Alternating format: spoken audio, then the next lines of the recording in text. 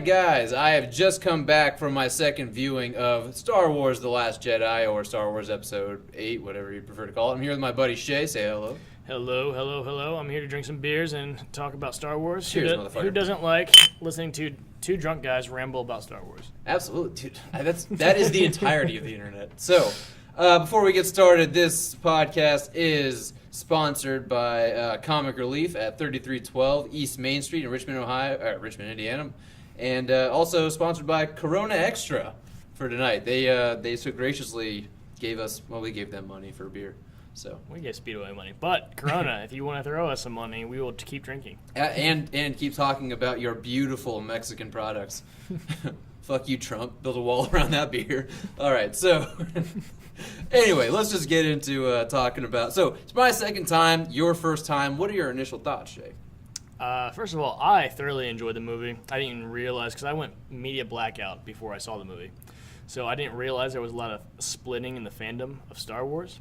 But to me, I love the fact that they blew up the normal Star Wars formula. You know, we have some Jedi, we have a Death Star, we have round bad spheres. Yes. And one of the movies gets blown up, then the Empire Strikes Back, and yada yada yada. That's been the exact same formula for two sagas. Yeah, pretty much. So I love that they just blew it up, and now we don't know what to expect. Yeah, I mean, I've talked about this at nauseum with some people because some people are idiots, but, you know, this really subverted all expectations, I think. I mean, so let's talk about that. What were your expectations going into this movie? And then were those expectations met, subverted, completely just sidestepped? I mean, how do you feel? So I thought it was going to be more of an origin tale. Well, not necessarily an origin tale, but we were going to delve a lot more into the background of both Rey and Snoke. I thought that's what was going to happen. And I also expected Leia to die because Carrie Fisher, God rest her soul, passed away. And they were done filming by that point. They rolled the wrong dice on that one. But okay, so expectations were going in, which I think we're all fans. I mean, I was going in. Okay, who is Rey? Who are Rey's parents? You know, maybe somehow she's a Skywalker. Somehow she's a Kenobi. Possibly somehow related to Palpatine. Something. Yeah. Some kind of some family line that's strong with the Force. Right. I mean, let's be honest. That's what all of the episodes have been about, right? It's the Skywalker saga. It's about a strong bloodline, a lineage, and after the prequel saga, you know, it's been very strongly focused. The Force is very strong with this family, and that's what all we've had. So that's what I expected. Yeah. Okay. And so how do you feel about the reveal of, let's just say, by the way, fucking spoilers, idiots who are listening, but, you know, the fucking thing's been out since last week. You know, you had a whole weekend to see it. If you're listening to this and you're clicking on it. To be fair, I just saw it, so. Yeah. But the thing is, if you're listening to this, you should be expecting spoilers at this point. Just take a look at the runtime of this video. So how do you feel about the reveal of Rey's parents, and do you trust the information that we got? Do you believe Kylo? I do believe Kylo because Rey said it herself. She felt it. She knew the whole time that her parents were, spoilers, nobodies. And she's the one who said it. Yeah, and it makes perfect sense. Why would just this couple bloodlines be super strong with the Force? And why are they all human, you know? If the Force is a religion, if the Jedi is a religion and Sith, I guess, would be a religion too, then anyone can become in tune with it. Right. Yeah. And we've seen people in every single Star Wars movie, cartoon, whatever, in some way be in tune with the Force. It can't just be the Skywalkers, you know.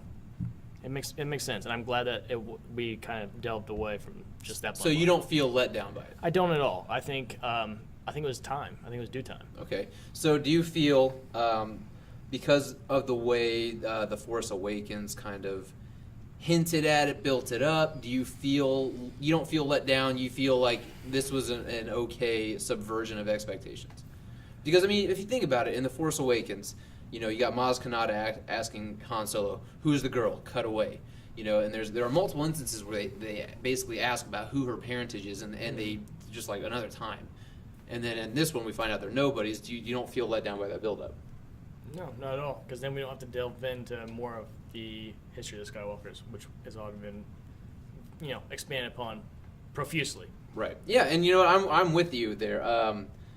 I feel the same way. I initially, when I walked out of this movie, I had to ask myself, how do I feel about this? Am I satisfied by the reveals here?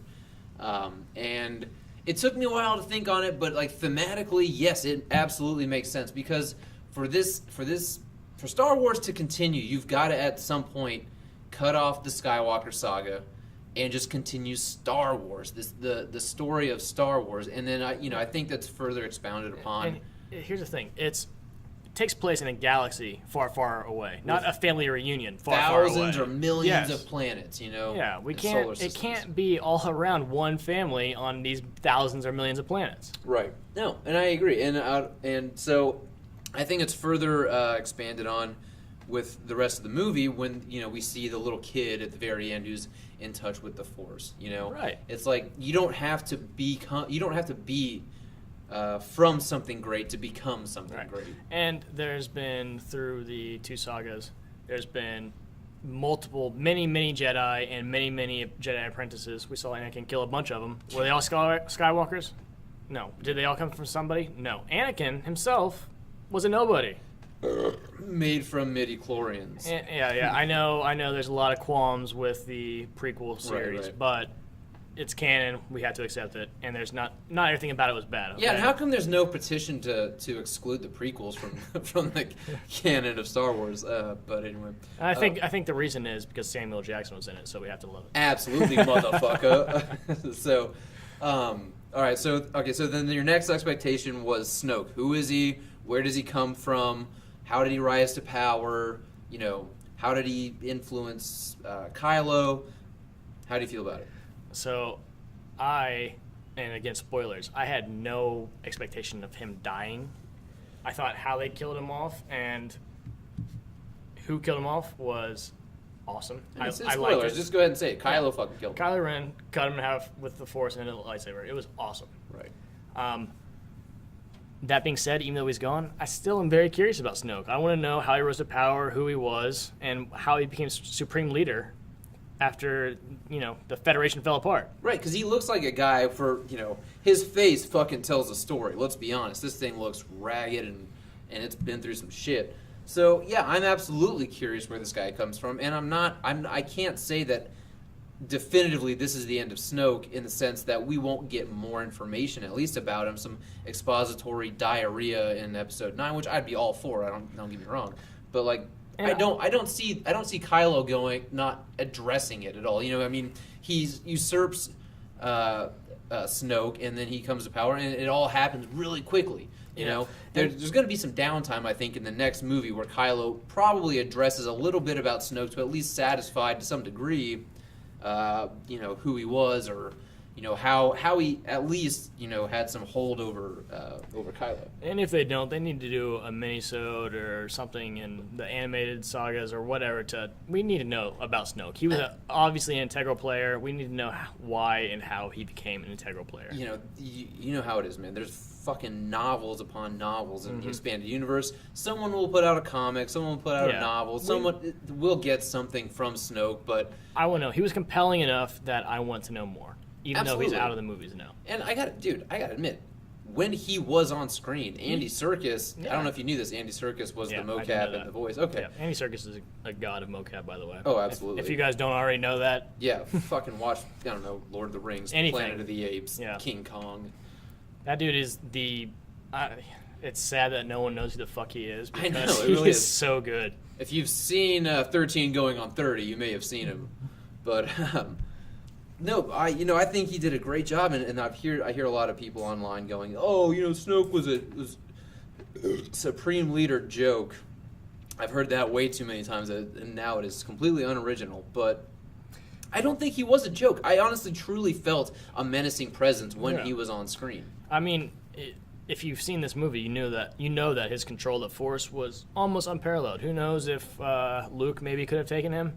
But obviously, I don't think Luke could have taken it. If it was an all-out battle, Kylo and Rey together would not have won it. They won by guile. It was a trick. I like that. Yeah, and I do like that Snoke is telegraphing his own death, basically. Yes, he did. But the thing is, too... Snoke was right the whole time. he was right about the method. He was just wrong about the target. Yeah, absolutely. But, it feeds into the larger theme that Johnson kind of interwove into the film, which is hubris, right? Luke talks about the Jedi falling to their own hubris and vanity and things like that because of, the light side. And the light, the Force dies without the light side. Not true, because there's a balance, right? So if there's a balance, that means that there's hubris on the Jedi side, then there's also hubris on the Sith side, which is basically, Snoke fell to his own hubris. He was sitting there going, he literally says verbatim, no one can defeat me, no one can, I can see into Kylo Ren's mind, he cannot hide from me, no one can defeat me or betray me, and bam, it Snoke happens. orchestrated his own death. Yeah. He brought Kylo Ren and Rey together. He caused Rey to come there. He openly states this. Yeah. But there's a lot of people going too, how the fuck does Snoke know where Rey is, and how does he connect their minds?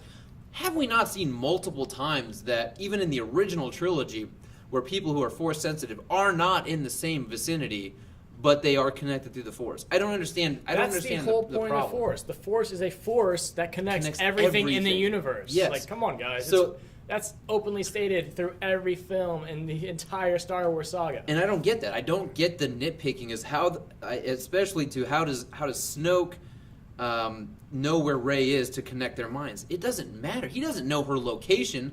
He feels her because she's Force sensitive and he's Force sensitive. He can feel her presence in the Force. It's like a spider feeling a fly in the web. They feel the ripple and the vibrations throughout the web. That's kind of how I see it. Yeah. So, I don't know. That nitpick is bullshit to me. All right, what do you want to touch on next? Let's touch on the spectacle of the film. First of all... Okay. Let's stay on plot for now, or... No. We're going to go all over the place. We're going to be all over the galaxy here. But I want to hear, what is your absolute favorite moment of this movie? Man, I just saw it. I don't know that I've had time to pick through Let's go. We're going to go through your highlights, your top few moments of the movie. But what springs first?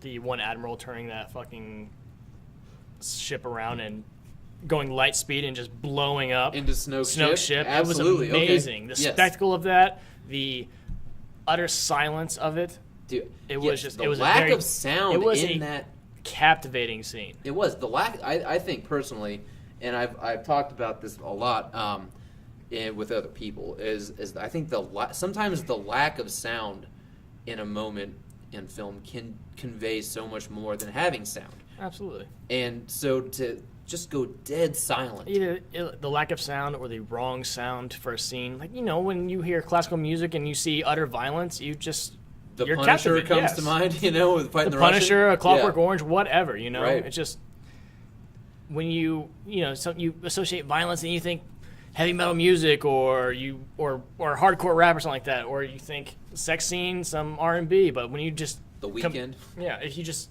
completely juxtaposition those two sounds and the imagery that you're seeing, it's so much more captivating. Absolutely. I don't know anybody who could not just watch that scene and not be glued to the screen. One, how has no one ever thought to do that before in Star Wars? That's what I said. Like, why? Yeah. Wait. You guys are piloting these fucking nuclear bombs pretty much, and you never use that? Yeah, especially like their greatest weapon, which is hyperdrive, or whatever it is. So wait. Why'd you fucking build a Death Star when you could just fucking light speed into a planet? Yeah, hey, now we associate the kamikaze with some unscrupulous folks, but no, I think that scene's amazing. Unfortunately for us, I think is your first time and my second. In the theater, some dude broke that silence and went, "Oh my god!" and it got a few chuckles out of people around us. But and I've said it before. Let me say it again. Please don't clap during movies. I get it. I feel it too. I've put my hands together, but it just takes you out of the scene. Come on, guys, just enjoy the movie. It don't can ruin the people. illusion for sure.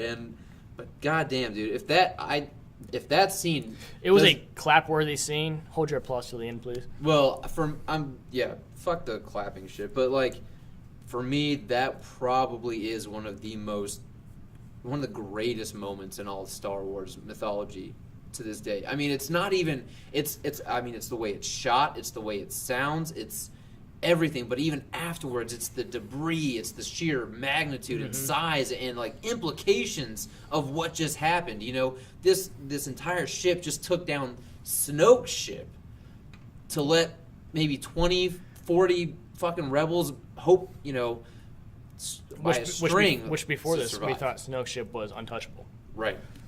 And that thing, I mean, when that thing first comes out of hyperspace, it's massive. when it first comes out of hyperspace and it just like is just approaching the screen, you're like, this thing is just we keep huge. seeing these more and more massive ships. We see, you know, the general Star Destroyers that we've seen throughout the saga. And then we got this Dreadnought, which is like a giant Star Destroyer. Yeah.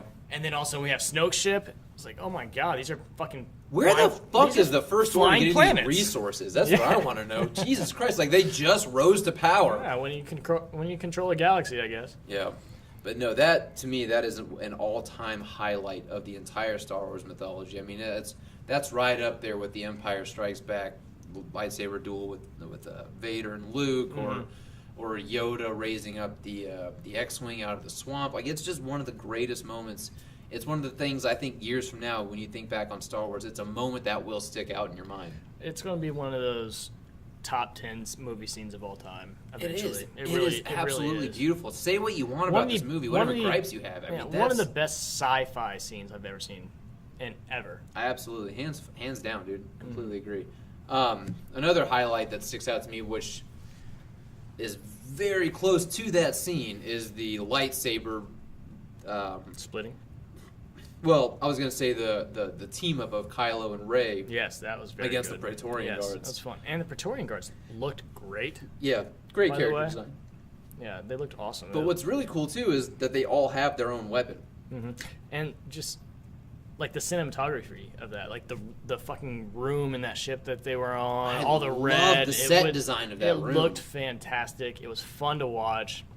I don't care what gripes you have. There was definitely scenes in there that you were just like, holy shit, that was awesome. You have to give it up to, I mean, you know, it's been beat to death, the prequels being just so much fucking blue and green screen, but this movie having real sets, real people, real things for the cast to interact with, it goes a long way. But I really loved in this movie, and I noticed it more this time, was, you know, Snoke's throne room has got this just giant red curtain thing. It's not, I mean, it's like a digital curtain, really, but the Praetorian Guards, being as red as they are almost like set dressings and trappings to the backdrop. They don't move until something happens. No, I mean, they are almost like statuesque fucking decorations to that room, and I love that. I think it's so cool to see those things come alive. I mean, they're faceless guards, and they can fucking fight. Let's be honest here. There was some straight up samurai style fighting. They were menacing. They were in the background, but you felt the menace of them every scene that they were in. Would you say you felt like a phantom menace from them? Now we're touching on sensitive ground right now. Well, you know, there weren't a whole lot of treaty debates, so that's good. I'm glad we didn't. I'm glad there wasn't a whole movie designed around the signing of a paper. That's good. It wasn't a filibuster film, at least. Oh, I think it was Patton Oswalt. That's all. With his Star Wars filibuster. All right, so and to me that's great. But it's not only just. I mean, the choreography is great. There are a few times I'm still confused, even after my second time, where I see Kylo like strike the ground with his saber, and I don't understand the purpose of it. I don't know if it's just sloppy on his part because he's not the most, let's just say, fine-tuned sabersman, whatever you want to call it, swordsman. But there's a few times he strikes the ground, and I'm not sure the purpose of it. I mean, it's obviously intentional in the choreography. It almost looked like he's trying to like use his saber as like a staff or a pole, something to push him up, but that makes no sense because it's a lightsaber. That does remind me real quick that Snoke using the Force lightning on Kylo real quick. That was awesome because he directed it towards the ground and traveled, like bounced up. Yeah, that was sweet. That was sick. Yeah. But anyway, you know, my favorite Praetorian Guard was probably the dude with the whip. The whip sword. Yeah, cool. because like he's sitting there and he's great and he's like winding the whip around him pulling to bring Rey closer. and I thought that was fun to watch. But let's let's be honest. I think even in our theater, it was demonstrative that the highlight of the entire fight was throwing the saber to Kylo and just igniting it real quick through the dude's face. I mean, that was another one where everyone burst out into clapping. And again, but it's one of those things that you think you've probably thought about once or twice watching a Star Wars movie. Yeah, why not a quick flick? Yeah, why not a quick just ignite and then done and then quick assassination kind of thing. Yeah. So I thought that was cool. I think Rian Johnson does a good job of addressing certain things that we've maybe always thought about, like, Luke catching himself with the Force before he can fall on his ass, like just small things like that where you go, why haven't the Jedi or whoever, Force users tried this a little bit more? Yeah, you before? have this great power, and Right. literally it takes a fraction of that to these simple things that help you a lot. Yeah. And we just don't see it sometimes. And maybe they're not quick enough to think about it or whatever. I guess I'm smarter than a Jedi. I think George Lucas is really good, at least in the original trilogy, at thinking about creative things and different things on a grand scale. But when it comes to the nuances of the nuanced detail, Jedi tactics and whatever. He didn't really give much thought as to what you could and can't do. And I think he was also, at that time at least, limited by technology and what you can do. Right, but the prequels didn't really touch then on he it went either. too much into the technology and was so dependent on it, and I think he just wanted a spectacle. Right, and we're about to get into probably a very touchy subject with a lot of hardcore. Yeah. I'm using quotes here, people. Hardcore Star Wars fans, which is, Leia using the Force, right? Okay, so it's something that I think a lot of us have always wondered. Yeah. If a Jedi can levitate an object through the air, why not themselves? And I understand that she's in space. There's no gravity. There's no friction. Let me start off by saying, you guys don't know me. You can hate me. I don't give a fuck.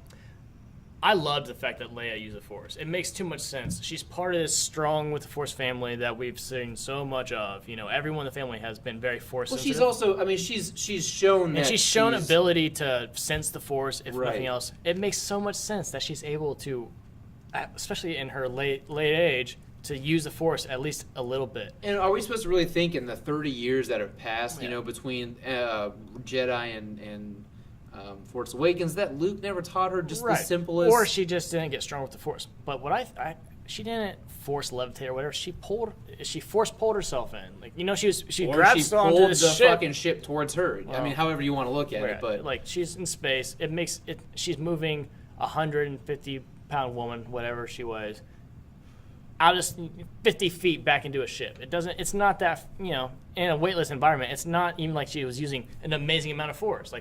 Let's chill out, guys. Yeah.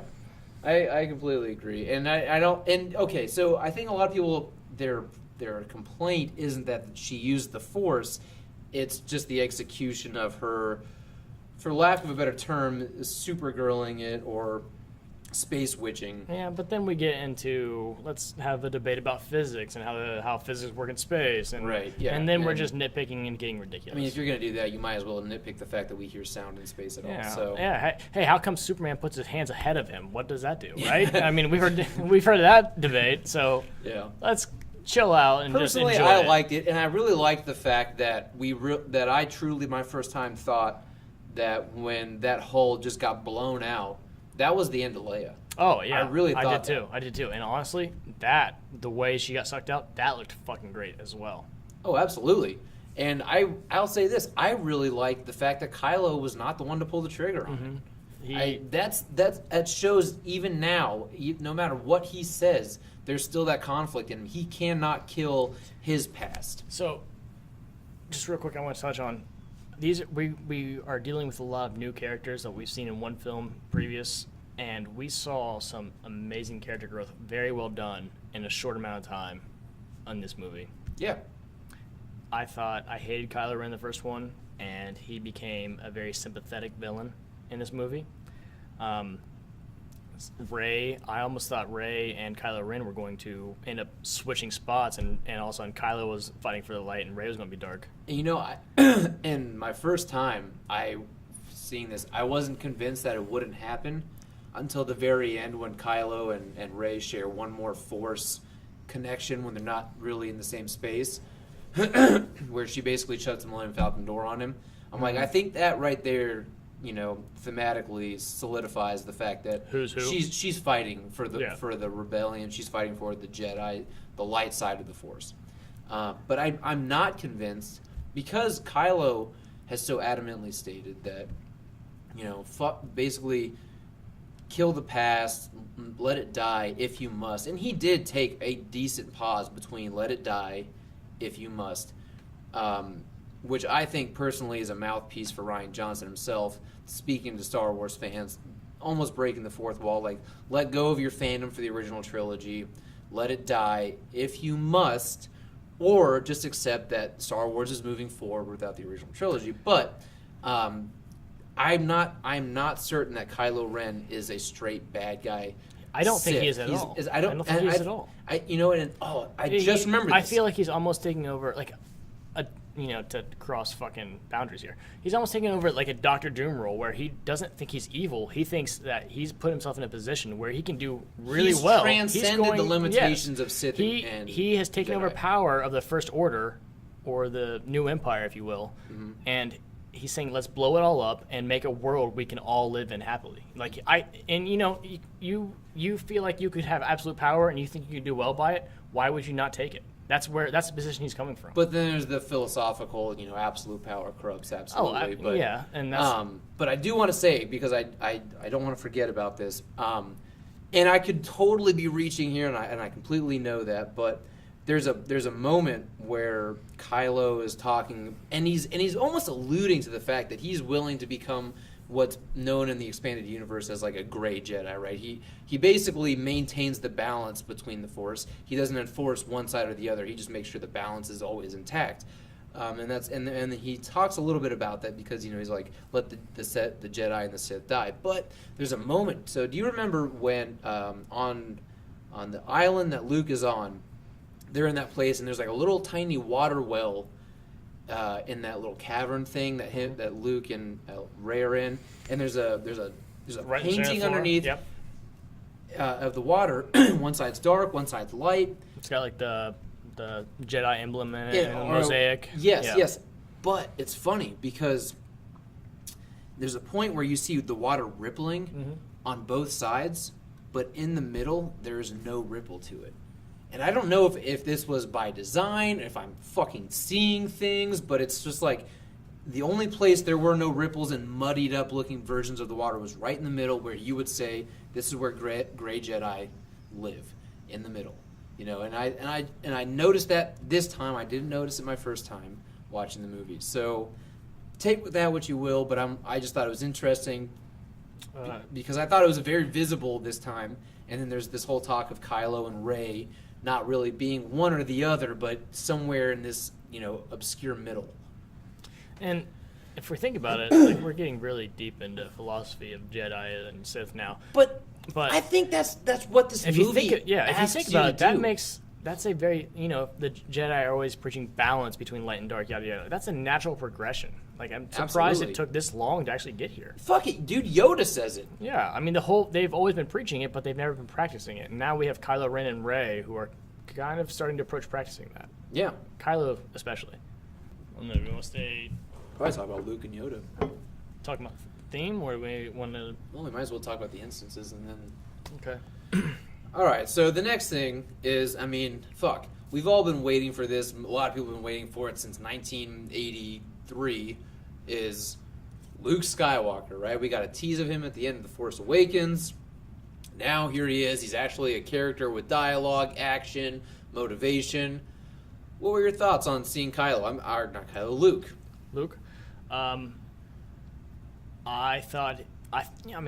We got Mark Hamill. You can't go wrong. We have the original actor playing Luke Skywalker and the guy who knows the character in depth.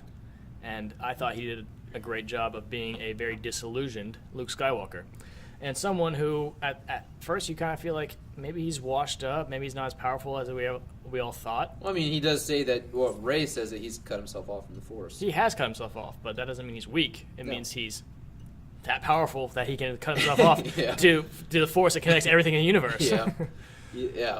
But, okay, so as a fan, as a movie-going audience member, Is that the direction you wanted to see from Luke Skywalker after all these years? Is some old curmudgeonous hermit who basically says, "I've came here to die, cut myself off from the Force, I've failed as a teacher." It's the direction that I honestly expected. Really? Based off of Kylo Ren, his greatest failure.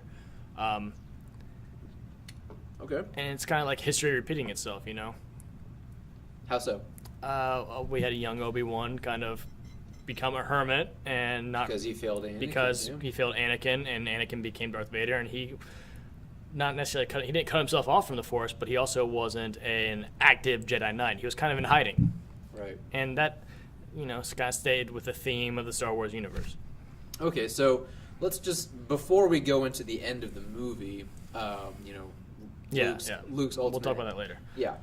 What would you say is the highlight of the Luke interactions that you saw? With Rey? At all. I mean, it could be with, spoilers, Yoda shows up. It could be with Rey. It could be, whatever you want. But what would you say is your favorite Well, see, Luke if we're going to get moment? into highlights, then I'm going to go right to the end because... Well, no. So- Barring the end of the movie, what would you say is your favorite Luke moment before that? I don't know, man. All I can think about is the end because he really stole the show at the end. Fuck yeah, and rightfully so. I also, I don't think we've seen the last of him. I don't either. I mean, I think We just saw Yoda. We haven't seen the last of Luke. Yeah, it's a fairly obvious thing that we'll see a Force Ghost of Luke. But if you ask me, then it's the interaction with him and Yoda is my favorite. Oh, are you for real, dude? It's no. You're wrong. I'm sorry, Shea. I love you, dude. You're wrong, but it's obviously suckling at the teat of that monster. Oh my god, that was so unexpected. He might as well have just put his mouth on that teat. Yeah, I mean, he might have. We saw some straight tits, by the way. Yeah, I mean, they were like. You guys want to see some tits? I think I saw 12 of them. These center of the fucking frame, in focus, like fucking 4K titties of this monster, whatever it was, that looked over at Rey like, "Hey, you're next." But and he milked this animal, and this animal didn't have udders. They were tits. They were were human-shaped tits on the belly of this fucking seal monster alien. Yeah, it's like a fucking. And then we saw it come. Yeah, as it made direct eye contact with Rey and came. It did. Like, here are my fucking vinegar strokes, but as weird and jarring as that was, it does something to as far as world building, and it lets you know how Luke has been surviving this entire time on this island. We see him like sucking monster tits and fishing. Yeah. All I could think about my first time seeing it was, not that, but I told this to my girlfriend too, which was, all I could think at that moment was, what was Luke's reaction the first time he knew he had to do that to survive? You know what I mean? And I just busted out laughing. Did he have to, though? Maybe he just really liked those alien titties. It's true, because there are those like caretaker frog people. Yeah, how are they surviving? They could have fucking milked it for him. Yeah, they're cleaning his house and repairing his Yeah, I know. They're very shit. upset about that blaster. He did not have to do that. Let's be honest. I just love this like dripping down his beard like some bukkake. Oh, it was a straight up facial of Luke Skywalker and this alien tit. This green milk just dripping down his face. And then he licks his lip and smiles. Oh, he's such a slut. But no, I mean, as jarring as it was, I think it at least adds to how has Luke been surviving his home life. Yeah, I mean, let's be honest, he didn't need to do that for survival. That was an entertainment value only. Yeah. You gotta do something. You're on an island by yourself and some weird looking aliens. Well, when you're right-handed and your right hand's fucking like mechanical, and you'll catch your foreskin obviously jerking off, like, that's about as close. You don't think Jedi are circumcised? I'm pretty sure. I'm pretty sure that's part of the religion. I might be thinking of Jews. Hang with on. a lightsaber. Yeah. There's a lot of Judaism in the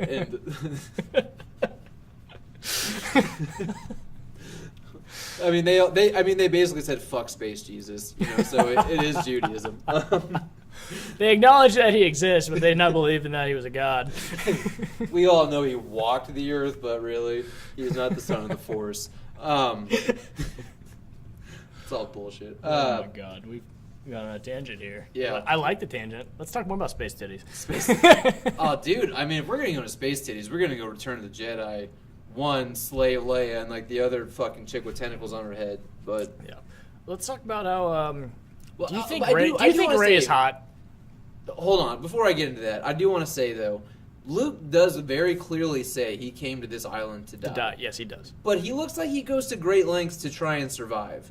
So that was a weird thing I saw, like hinting at the space titty thing and the, cum on the beard and the fish.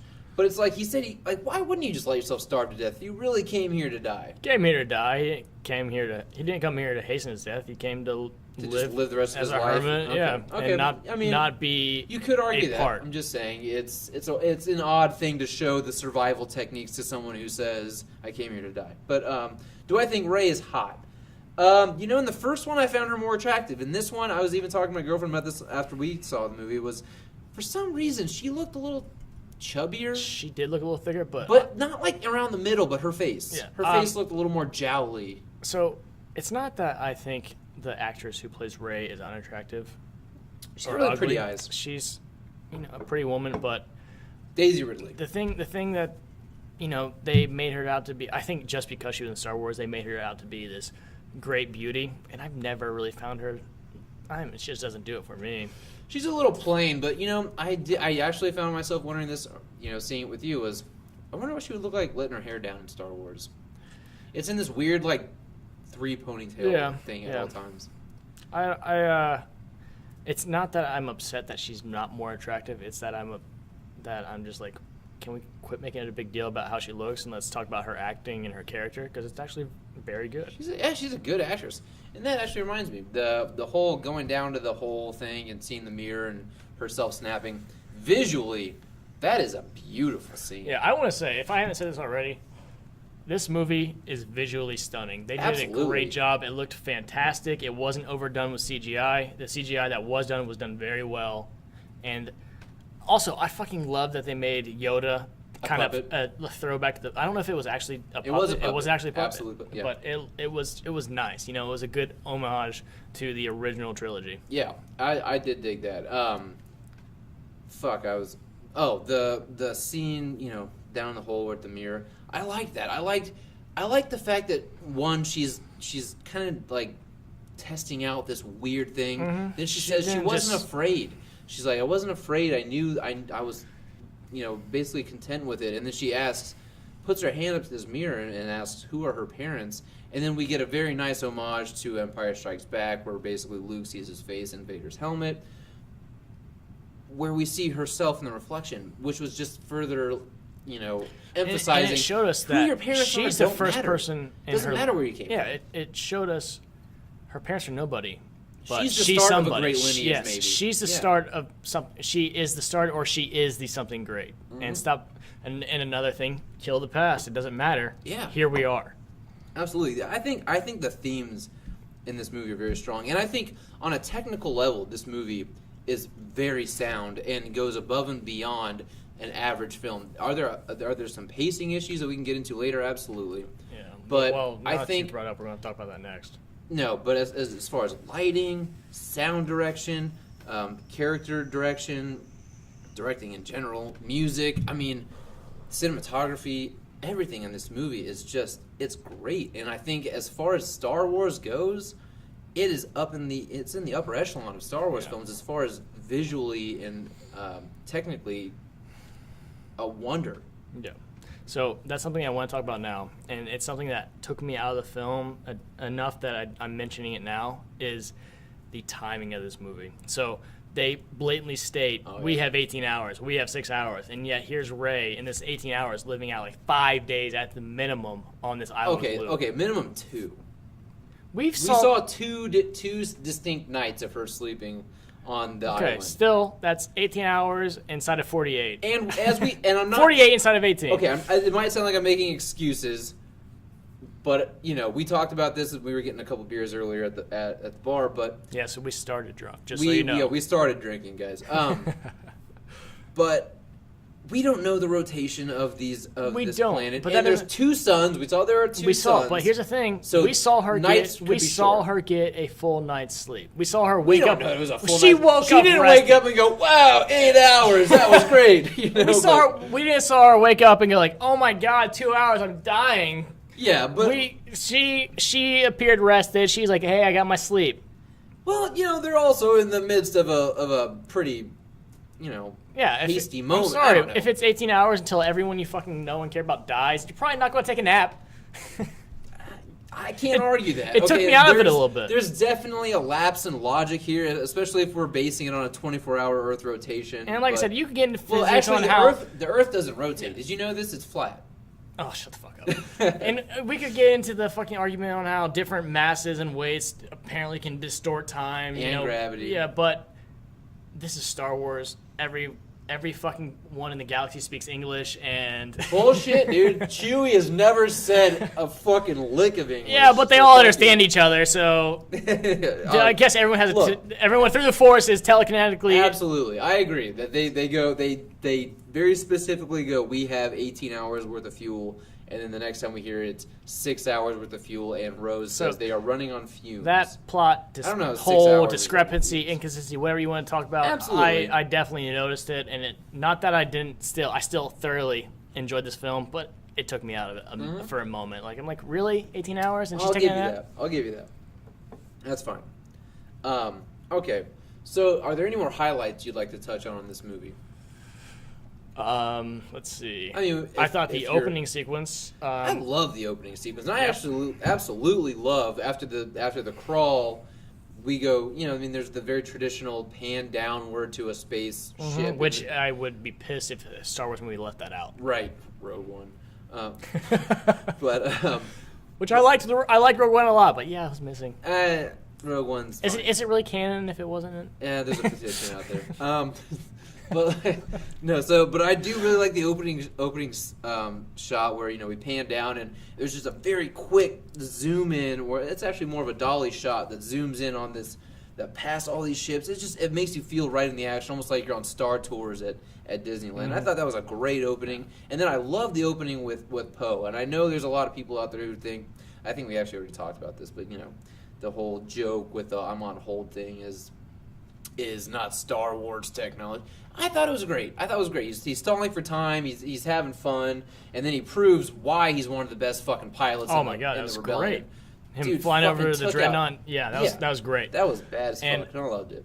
Can I just say real fast? So, what's up with Star Wars fans getting a really maybe not a masterpiece of a movie, but a really good movie, and then petitioning to say it's awful?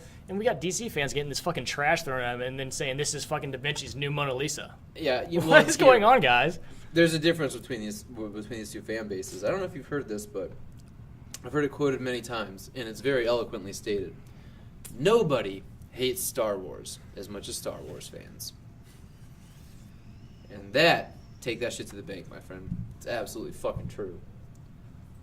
Yeah, I guess everyone's a fucking critic. I mean, and that's one of the things I fucking hate about the internet. As we fucking record this and tend to put it on the internet. Maybe not everyone needs a voice. No, absolutely. And I was just telling this to somebody yesterday, which is, everyone's like, oh, everyone's entitled to their opinion. Really? Flat earthers? They're entitled to a fucking opinion. I need to respect that? Get the fuck out of here. There is quantifiable science behind Earth not being flat. You saw that every planet in Star Wars was round, by the way, right? No. I saw like this hexagonal, weird, crazy, fucking bullshit, dude. Anyway, before I go on a fucking rant, so, well, I don't remember we were talking about Poe. Poe Dameron. Great. Poe Goddameron. A very fucking fun character. Not a replacement for Han Solo, but... I love Poe, and I loved him in this movie. I did too. And going from that to another segue, the character growth in these new characters. I mean, we have a bunch of new characters, and we saw them grow exponentially in this film versus the last one. We saw Poe go from this, let's go jump into an X-Wing fighter and blow shit up, to, hang on, we gotta live to fight another day. And we saw... Permission to get in an X-Wing and blow some stuff up? Yep, and then we saw Finn go from this scared of everything to, I want to sacrifice myself to save everyone that I just met. Okay, and there's a thing I like to touch on. Now, as much as I really, really do dislike the whole Canto Bight sequence, the one thing it did do is give Finn a reason to be a part of the rebellion. Because when we see him before the Canto Bight, he's like, I don't really give a fuck about your rebellion. I'm going to go find Rey. Yeah, and then and he's teaming up with Rose, it's like, look, I've got this reason. This reason now that I feel like I am going to commit myself to the rebellion.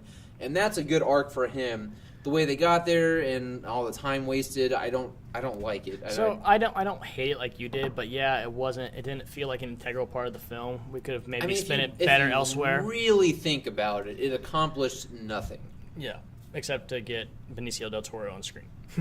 Hey, I liked his little role as much as I did. No, I did. I'm just saying I agree with you. It didn't accomplish much, but I didn't think it was unenjoyable to watch. No. I will say Rose as a character at first I was very I don't really need to watch her, but she ended up being very likable for me. I didn't hate her. She's not like a new Leia or anything like that, but by the end of the film I'm like, hey, I kind of like you. You're kind of a fun character. My second time watching it again, I got to differentiate between my initial thoughts and the second time. The second time watching it, the moment that stood out to me the most with her was when she runs into the little boy and shows her little ring. By the way, I want one of those rings. They're sweet. Yeah, they're sweet. Can't lie. But she was like, hey, we're with the Resistance. And this kid lights up. And I'm like, who knows, maybe one day in Star Wars mythology, this is like some pivotal point for this character as a kid who is like, who now, we see he's Force sensitive, is like, this is what got me into the Resistance and Rebellion. I could see him being in the next movie. I mean, time lapses. Or being Rian Johnson's focus on his next trilogy. Right. I don't know. But so, that being said, Rose and Finn's little love development. First of all, I did not see that developing until she kissed him, and then I hated that. That's my least favorite part of the movie. I loved his reaction. She gets this little peck on the lips, and he kind of backs up like, "Whoa, wait. I liked you as a friend." He was like, "The fuck?" He's like, "You kissed me." Look, you're not gonna remember this. I'm not gonna bring it up. I like you as a friend. You were cool, bitch. I'm into Rey. I'm going for Rey. Yeah, I like white women. That's my girl. Sorry, no, but I hated that, and I can't help but think that was most likely improv, and they kept it in. I can't see the script saying that, like, kiss him, because even the guy who plays Finn looked a little like whoa, wait, what was that? So I like almost like he should have been like, wait, cut. Was that supposed to happen? If this never gets brought up again in the Star Wars series, it's kind of a funny little moment. Otherwise, we got a problem. I don't want a love triangle between Rey and Finn and Rose. That'd be terrible. No. It would absolutely ruin the movie. The next movie. I mean, I understand that in the original there was like the somewhat Luke, Leia, Han thing. Yeah, but here's the thing. Siblings, that actually had some plot development. And hey, look, incest, fun. Game of Thrones. Here we go. In the original trilogy, Leia never addresses the fact that Darth Vader's her father. I don't know if you've ever noticed that, but she never addresses it. So that's true, and just a weird little factoid. Don't need to really talk much about it. But I mean, Luke didn't find out until very late in the trilogy. So. Right, but when Luke is like, "Hey, you're my sister," and I just reminded myself of Joe Dirt, but.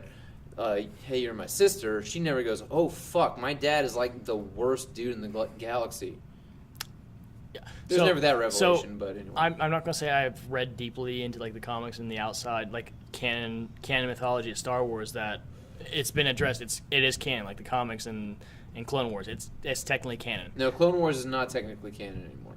What? They changed that? Okay. Rebels is technically moving on. Anyway. But in the comics, they actually the reason that maybe I can get a petition to make Clone Wars canon. It should be. It was the best Anakin we've ever fucking seen. I'm gonna make a petition. Don't worry. After this, I'll sign that one. Okay, cool. 2 signatures. But the reason that Leia and Admiral Akbar are part of the Resistance, and the reason the New Republic fell, is because Leia was originally a leader in the New Republic, and then it came out that her father was Darth Vader, and they are like, nope, you can't lead us. Your dad's the most evil person in the world. You think we can trust you?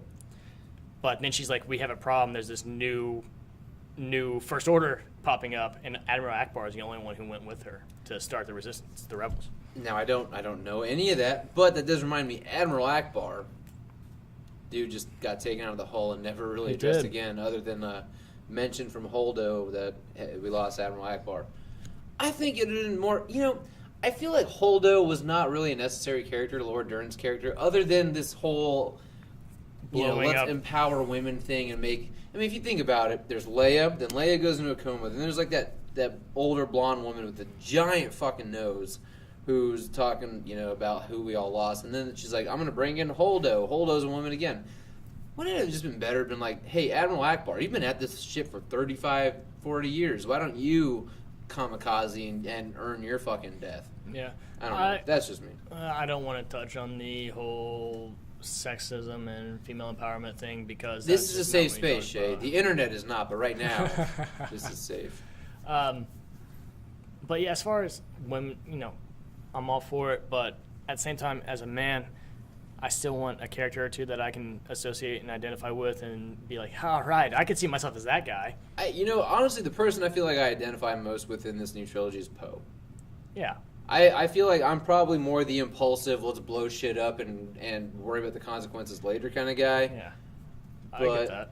But you saw how that was a man who is just impulsive and irrational, and the women are level-headed. I mean, here we go. See, now I'm saying things that are going to be in trouble. He was one step before having to mansplain himself. So, wait, hold on. Oh, you're going to manspread your X-wing in my fucking ship? Yeah. I mean, yeah, okay, a lot of people died because of my impulsiveness, but I brought down a fucking dreadnought. That's mansplaining, sir. I'm demoting you. Which he got demoted, so... And he got slapped, like 3 times in that movie? He got slapped at least once. Yeah. Leia laid it on him. So he slapped somebody. Game over. He's going to be demoted. I wish he would have slapped up Holdo a little bit. Maybe on the ass cheek. I mean, when her and Leia are both talking like, I like him. We gotta cut that part. We're in trouble. Nah, fuck that. When her and Leia were like, oh, I like him too. There was a little bit of like, he's nice to look at. Yeah, between definitely. them, but... Man candy. Yeah. Oh, do they objectify men in this movie? Oh my god. Star Wars objectifies men. Petition. Yep. I'm bringing this movie down.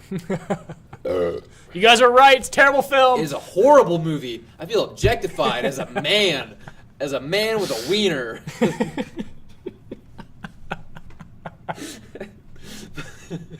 We are so off topic.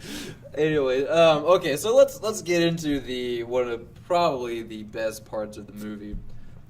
Luke at the end facing down Kylo Ren. So all right. So hold on. I gotta preface this with your initial thoughts and reactions, because obviously people now listening are gonna have fucking all the knowledge you can possibly glean from the fucking trolly ass internet. Your initial reactions. He's a fucking badass. We saw a Luke Skywalker as powerful as any other Jedi that we've ever seen on screen, if not more. Yes. And by the way, I'm going to circle right back around, but the raw power of Rey and Kylo Ren is something that we've also never seen on film. The way she lifts all those boulders at the end, like it's nothing, didn't break a sweat. Like I don't even think we even saw it from Anakin. We've seen that shit like in video games and in comics where they're crushing ships with the Force, but we've never seen that on film, and it was fucking awesome. It was. We're in a whole new generation and a whole new power level. It's like fucking season 3 and everyone's a Super Saiyan. Yes. Super Saiyan. Hold on.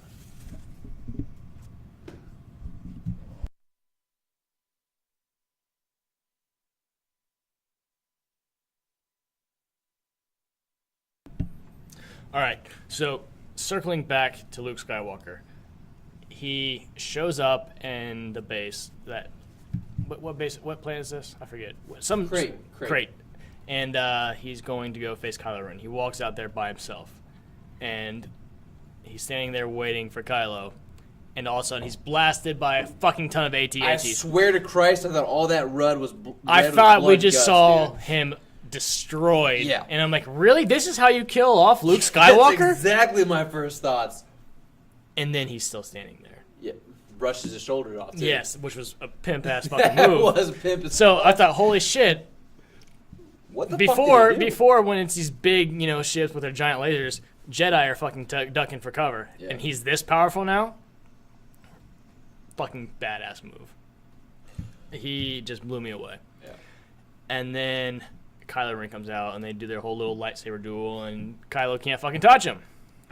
fucking badass again. And then it turns out he's fucking telepathic. I don't know. He's projecting. He's projecting this whole time from who knows how many light years away. Yeah. He's fucking badass. Luke Skywalker was fucking showing off for us, and I fucking loved it. Right there, he showed us that he is the most powerful Jedi to have ever lived. Yes, and I thoroughly enjoyed, and I expected this, but I still loved it. He 100% went Obi-Wan Kenobi. Mm-hmm. I expected it, and I loved it. It was his mentor. But he didn't do it the way you thought, because I saw you in the theater thinking, I remember hearing you go, oh, of course. Here we go. Yeah. I was waiting for it. You thought he was going to get struck down right there on the battlefield. When he turned off his lightsaber, I was like, here we go. Yeah. I was waiting for that to happen. Yeah, so it again, subverted your expectations. I have a question for you, though. Do you think that Luke turned into a Force...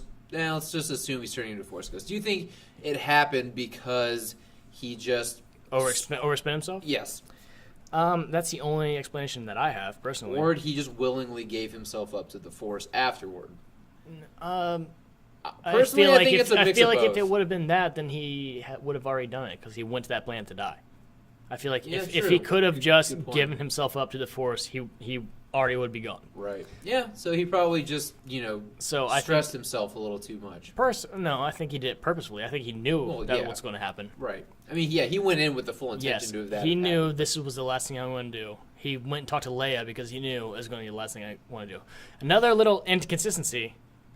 Why the fuck did the little gold dice of Han's that were obviously a projection just chill out for a while after he was dead? Think about this. He hugs Leia, he kisses her on the forehead, touches her hand. Well, he's tangible there. Yeah. So that's how strong the projection is. Or, again, I picked this up my second time. So when he holds her hand, she gives him a look. And my first time, she realized she's not feeling him. He's not tangible, but he looks like, to everyone else around him, he looks tangible. But the look she gave him on my second time around catching this, I think she knew. I think you're right. Now that you pointed out, I think you're right. Yeah. And I did not pick up on... Did you pick up on this your first time, him not leaving footprints and stuff like that? Because I did not. No, I had to hear about that one later. People were talking about it on the internet. It was like, wow, you know what? I didn't catch that. And it makes so much sense because they made it such a point to point out Kylo Ren's footsteps and stuff like that. Well, not only that, but I don't know how I didn't catch it. I don't know how I didn't catch it. All the ships leaving marks. The first guy that walks out from the trenches leaves foot marks. Like, that's when we see the first guy go salt. So he lets us know, it's not snow. But I didn't catch it my first time. And the salt was landing on everybody else and sticking. It never stuck to Luke Skywalker. Right. So when he brushes off his shoulder, there's nothing there. It's more for show. Yeah. While Kylo Ren's out there, he's getting like salt flakes all over himself, dandruff all over his fucking black clothes. That does remind me. Again, I'm going to divert a little bit off of the subject, but when Finn goes to sacrifice himself. Before you talk about this, can I just say? There's no fucking way at first I thought they were going out these spears to be like a smoke screen because they put down these trails. There's no fucking way that they would have lasted. Like, seriously, the first wave of TIE fighters, they're all done. Yeah. How the fuck did that even happen? Luckily, the Millennium Falcon came in like a thank fucking God, boss. I mean, before that, though. And also... Yeah, no, I agree. And also, how the fuck is Finn still alive? His ship's literally melting around him. It's an open cabin. Yeah, he's fucking fine. I know. But I will say the shot where... everyone's basically posed like it's a suicide mission. Everybody break off, and then they go to a wide shot, and it's just it's Finn's one ship heading towards it while they all break off. It's a great scene, great shot, beautiful great shot. Holy shit! And again, character growth of Finn and Poe and Rose, giving himself up to a cause that he never believed in. Yep, and then Rose coming in and saving his life. I mean, yeah, we had that little. I still don't like it. I don't like this whole. Instead of fighting the things we hate. What will win this war is saving the things we love. I thought that was a good line. I thought that was a good line. It works, but like the way she did it, and I thought it was a good line, man. I didn't hate it like you did. No, the line, like again, thematically, sure it works, but at the moment it didn't work. And the only reason Lexi, my girlfriend, she pointed this out to me the first time I saw it, was like, it would have been honestly a great earned death had Finn done that. It would have. But really would have. She told me, she goes, yeah, but... But they're not going to kill off, like, the only black character in the entire fucking saga. Oh, come on. I mean, every horror movie does. But, no, but she points out to me, she goes, I knew they wouldn't. I knew he wasn't going to die then. No. I said, how? How did you know that? She goes, because he hadn't reconnected with Rey yet. And I go, That's true. Fuck. You're right. Lexi's a smart She's little- actually smart little she. woman. You know what? She's a lot smarter when it comes to film. Watching a film is. She picks up on things. She does, and I was like, "You're right." She goes, "The first thing he said when he came out of his coma was, 'Where's Ray?'" I go, "Fucking A, Lex. Good job." Yeah. So, right then I should have known, but honestly, in the moment, my first time, I go, "Wow, this is going to be a great earned death," and I felt myself getting choked up my first time, thinking, "Wow, Finn's gonna fucking do it." And I still kind of feel cheated the fact that he didn't, and I get it why he didn't. But I still feel cheated. He got stopped. He didn't give up. But I, as an audience member, feel a little cheated by it. I mean, he should be dead. And for being honest, he should be fucking a melted corpse before she fucking knocked him out of this. I agree. This open cabin and the ship's melting around him. But okay, Yeah. whatever. Yeah, those ships, they're pretty shitty ships. Yeah, I mean they look cool, but let's be honest, that whole scene was kind of garbage, if intellectually. You know, for me, I basically saw it as stalling for time because there's no way they deployed these fucking speeders going, "This is gonna stop these fucking these gorilla walker things." You know? I mean, they made it very clear the whole time they were stalling for time for someone else to come help with the resistance after they put out Leia's distress signal. Yeah, and that was another thing too. That to me, when they said that, really undercut the clout that Leia has. They got a response and they're not coming. They heard us. They're not doing anything. Does nobody give a shit about Leia anymore? Is she really just like this old? Darth Vader's daughter's gonna die about fucking time. Yeah, I don't know, but I was just like, it really downplays the importance of Leia and everything if that happens. Anyway, getting back to Luke, I love that he ends this whole confrontation with Kylo, which it's really interesting thing to point out that there was not one single clash of lightsabers in this entire movie, by the way. I mean, that whole, I don't know if it escaped some people. I'm sure not everyone, it escaped everybody, but throughout the entire thing of Kylo and Rey, Kylo and Luke, not one lightsaber clashed together. And I thought that another outside cool subversion of Luke expectations. and Kylo Ren's initial confrontation in the flashbacks, that's the only time we saw lightsabers touch each other. True. Which was just literally one touch and then force. Right. But yeah, throughout, no battles really that we saw take place in real time did a lightsaber clash. But Luke's little sign off to Kylo is basically, "You're wrong about everything you say," which is a good callback to what he said to Rey when he was like, "What do you know about the Force?" And like, literally everything you just said is wrong. And then everything Kylo just said to Luke there is like, everything you just said is wrong, and I am not going to be the last Jedi. Which one? I mean, it smash cuts, from Luke's face to Rey's face, but I think that might be a bait and switch where Kylo is still the possible last Jedi. Anyway, Kylo, Rey. no, You think Kylo's gonna become the last? It's possible because again, so you still think they remember, might switch, or do you think he's going to switch to the light side? He has Skywalker blood, and if you ask me, this entire saga, shown he's not pure evil. He's not an evil. Exactly. He's not an evil entity. He's not General Palpatine. He's not Snoke. Every single episode, he became a very sympathetic villain in this movie. But think about this: he went from whiny little bitch to a deep character.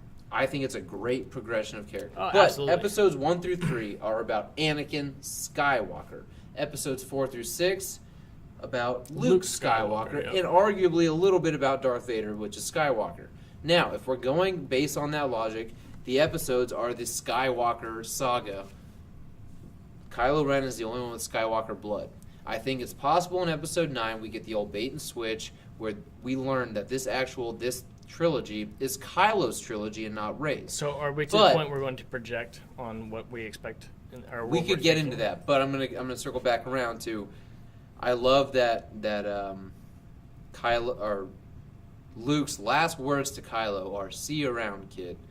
A phrase and line that is very notorious and famous for being Han Solo's phrase in the original trilogy, which we all know Kylo is super sensitive about his dad still, because when he first sees the Millennium Falcon come to Crate, he's like, he is fucking out of his boots. He's like, shoot that thing down. I loved that line. I did too. Where he says, shoot that piece of junk out of the sky, or he says He something drew like them that. all off. Yeah, they fucking hate that shit. That was awesome. Yeah, they really hate that ship. That was good. But I really like that. That was his little sign off. So I think it does a good job of leaving open episode 9 to wherever they decide to take it. So outside of plot, I thought for me at least, they walked a very fine line between being too comedic and just enough. Like sometimes it was almost like the jokes were, same qualm some people have about Marvel movies. The jokes almost took you out of the seriousness of the movie sometimes. Yeah.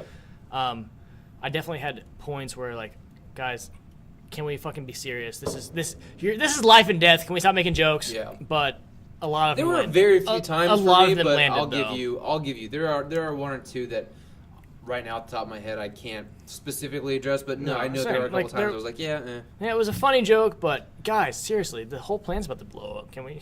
Yeah. Okay. Here's a quick question. What do you think about porgs? Well, they're not the new Jar Jar, which I was afraid of before I saw them. And they're not the new Ewoks, if you ask me. They're just, and I don't. Do you think we'll see them again? Yeah, you know what? There was a nest on the Millennium Falcon. Yeah, there was. So, and there was one that kept annoying the fuck out of Chewie, swatting away. But they were cute and they were kind of fun to see, but I don't want them to be like a thing. I don't think they're going to be a thing. But I thought they were a fun, cute little addition. Yeah, I mean, they didn't detract from the story and they didn't add to it. They were just kind of there and they pose. You know what I really want to see. And this is just being nitpicky on myself. I want to see aliens that aren't all bipedal. We had fucking Jabba the Hutt, who was like a slug. Why does everything have to be on 2 legs? True. It's they all have a whole galaxy. Very humanoid. Yeah, form I want to something them, a little different. You know, if it's going to be CGI, let's. Well, what about the Rathtards or Rathguards, whatever they were on Force Awakens, the giant tentacle hentai fucking, tentacle porn things. But well, I don't see. I just want to see more of it. I just we have the technology. Let's just branch out a little bit. We have the technology. Let's do some Rick and Morty type shit. Yeah. Where's my fucking fart cloud that's sentient? I feel you. Do you think Kylo Ren will take on an apprentice or train anybody, or Rey is going to start training new Jedi? No, I don't think Rey is ready to train anybody. She's still going to be expanding her training. She's definitely not. But, I mean, Luke kind of trained himself because everyone else died.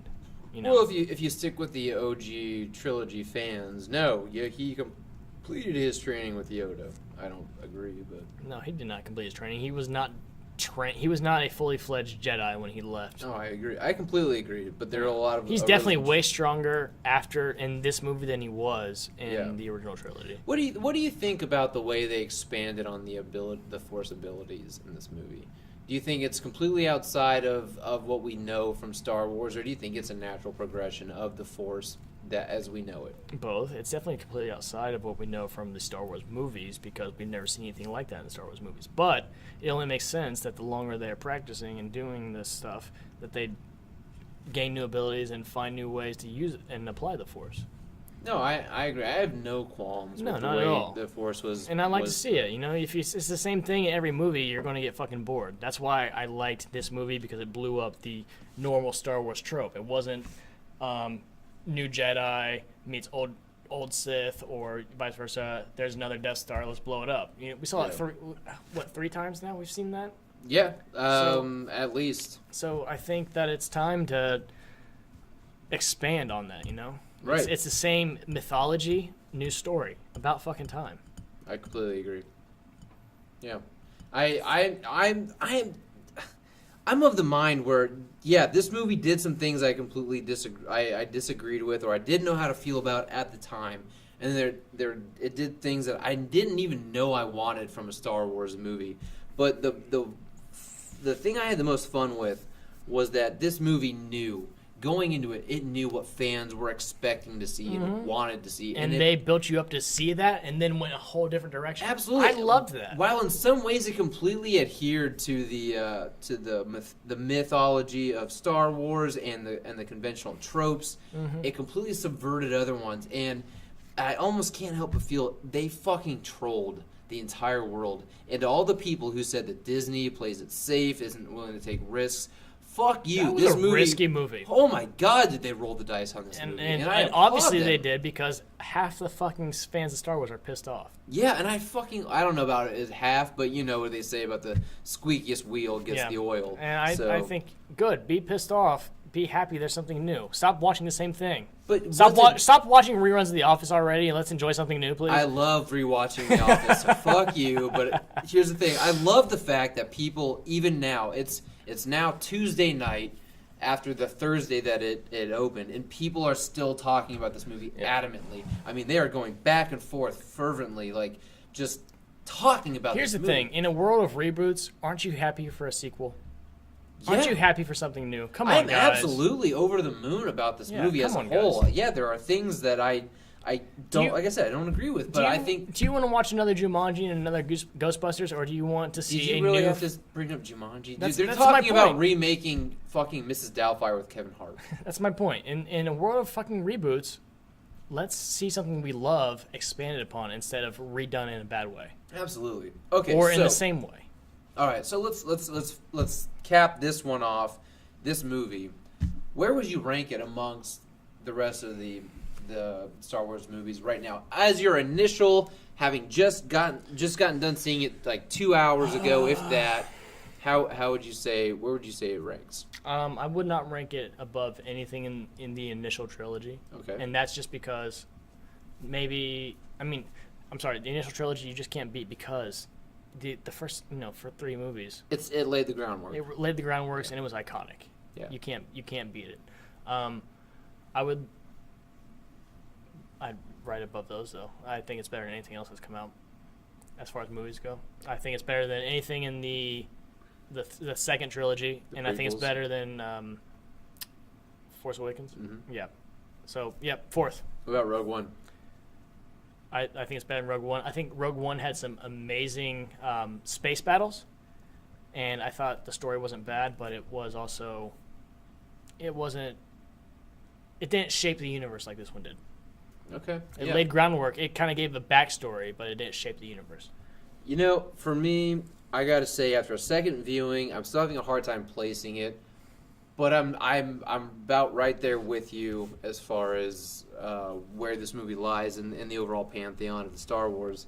I honestly might go Empire Strikes Back, A New Hope, then this movie, then Return of the Jedi, because Return of the Jedi does have those moments where I'm just like, I'm really bored of this right now. And part of it is because of the underpinnings in this movie is, as Yoda said, failure is our greatest teacher. You know what I mean?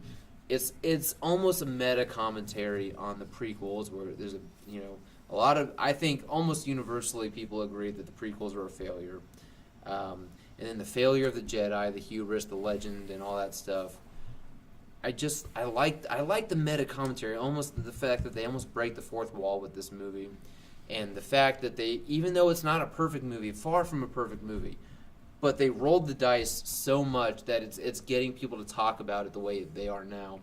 That I have to commend the giant fucking ball sack on Disney and Lucasfilm right now. Yeah. Well, I don't know if we can give Lucasfilm credit.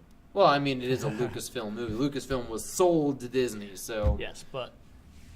All right. No, I'm not going to touch on that. What I want to say... No more ball talk! The best thing that came out of the original, or the second trilogy, was Darth Maul.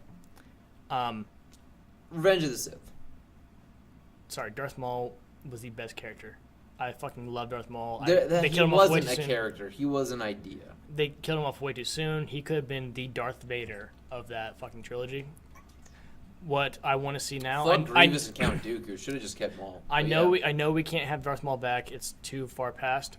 Clone Wars. Give me another character. I want to see another alien from that race come be an integral part. Savage Opress. Yes, something. They're just fucking been genocided and they're completely gone. Let me see it. Another one of those guys. They're badass. Male or female, I want to see another one of those. Do you want to see them with a dual-wield lightsaber, like dual-sided lightsaber? I don't even care. I just want to see them with the... You just want to see that character design I want again. to see that character design, and I want to see that character attitude. And you want to see Ray Park come back. The guy who played him. Yes, I want to Played Toad actually in the first episode. Yeah, I want to see that look, Snake and I Eyes. want to see the attitude that the entire race takes on. You know, I'm totally down to see the different facets of this entire galaxy. Mm-hmm. Like, I'm totally fine with that. I'm cool with it. I want to see, but the thing is, what Rogue One taught me, which a lot of people I know are gonna hate, whoever, you know, all 5 people who listen to this entire thing, who are not gonna like me saying this, but Rogue One taught me I do want to see Star Wars movies that at least are somewhat centered around the idea of the Jedi and Sith and the power struggle between the two. Because Rogue One, 2/3 of that movie just I don't give a flying fuck about. I liked Rogue One. That's fine, and I like it to an extent, but the first 2/3 and every character in that movie I don't care about. Yeah, they're all dead. I would fast forward up into the point where it's like the final battle starts. Watch that, be done with it. Great space battle. It is. And again, it has some of the moments. It has one moment in particular that will go down in Star Wars history, which is just that giant cruiser jackknifing the fucking barrier around the. That's great. And then of course Darth Vader. But other than that, the movie does nothing for me. It is what it is. Yeah.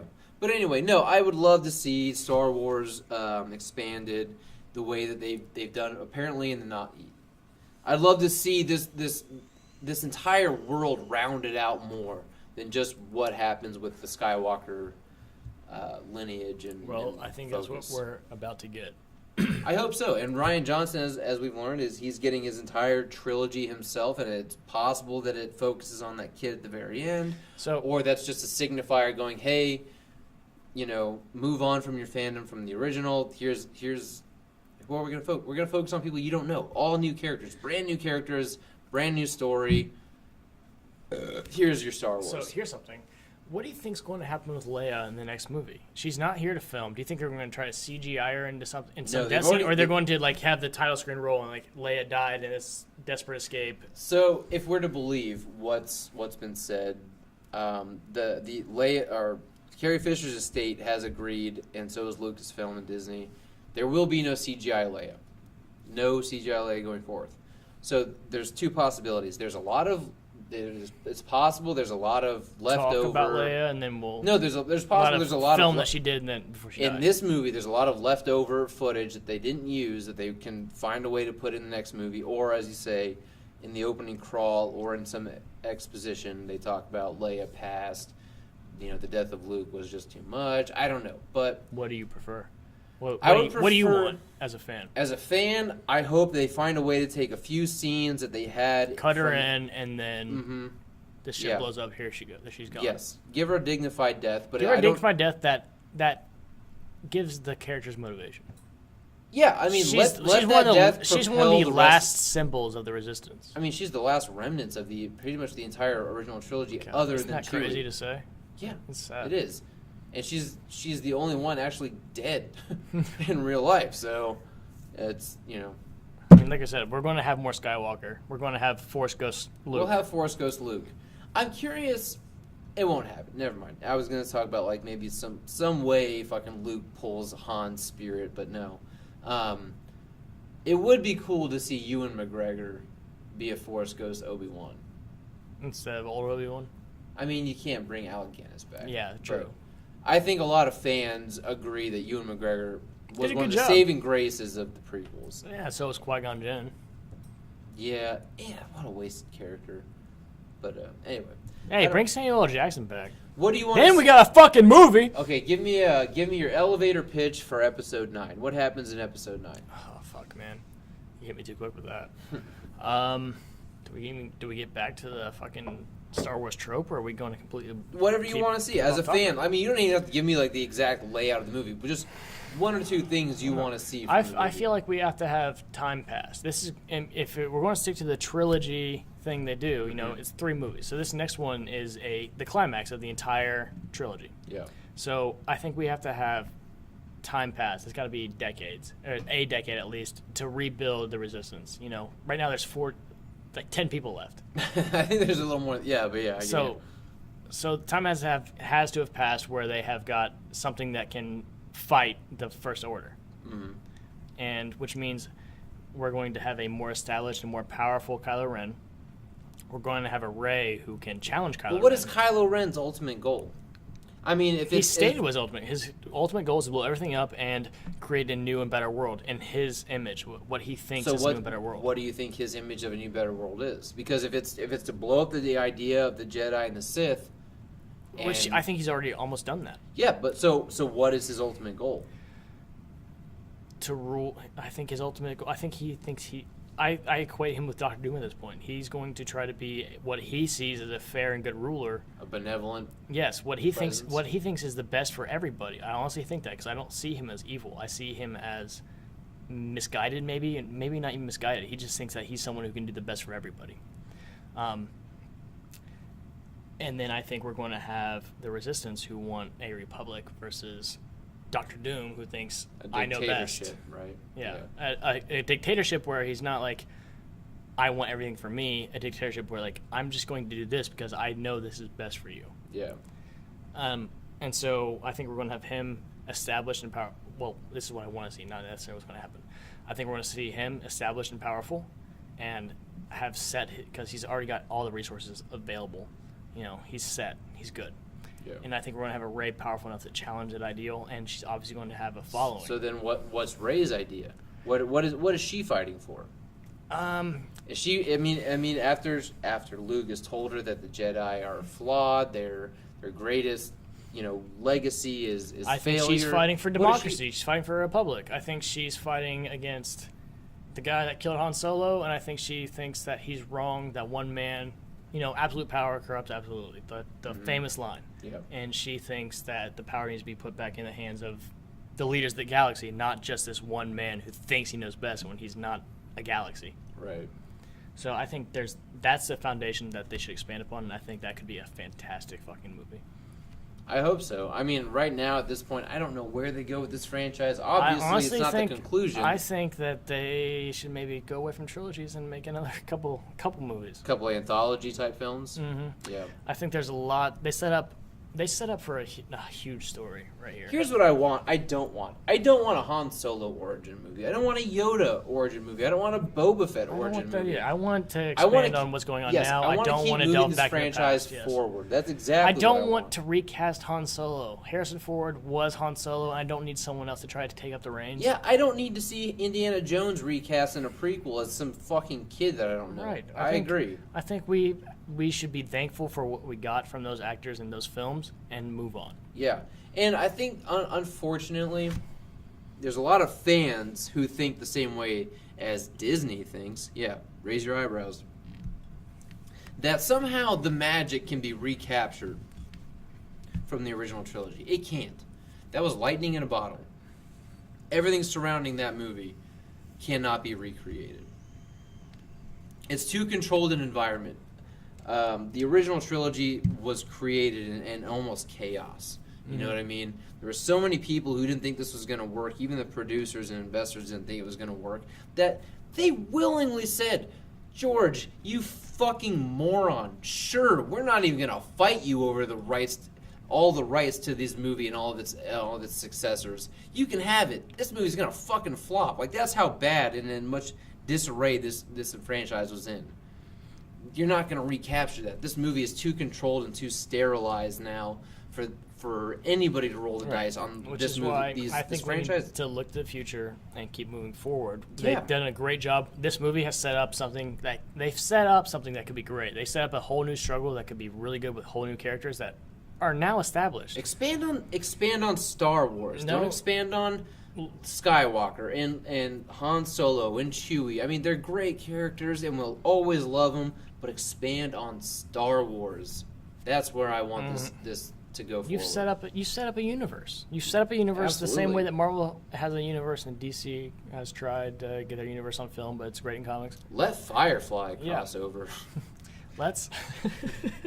I mean, Disney owns Firefly. Why not? Why not let fucking what's-his-face meet Han Solo? This film has done a great job on moving forward. Let's keep fucking walking, guys. Let's keep going. I agree. Let's see what else we got. All right, man. Well, is there anything else you wanted to say before we head the fuck out of this podcast? No, I'm good, man. I think I said more than I should have. Okay. Well, Guys, we really appreciate if you've listened almost an hour and a half into this. We really appreciate it. Again, this whole thing was sponsored by Corona and, other substances. Maybe? I don't know. Decide for yourselves. But anyways, guys, thanks for listening. This was Shea and Jake over here at Comic Relief After Hours on a Tuesday, just talking Star Wars. You're going to edit this shit out, right? Not much of it, I'm not going to lie. If you go to re-listen to this, you're not going to be happy about everything that's taken in it. So, anyway, guys, appreciate you hanging with us. Take care.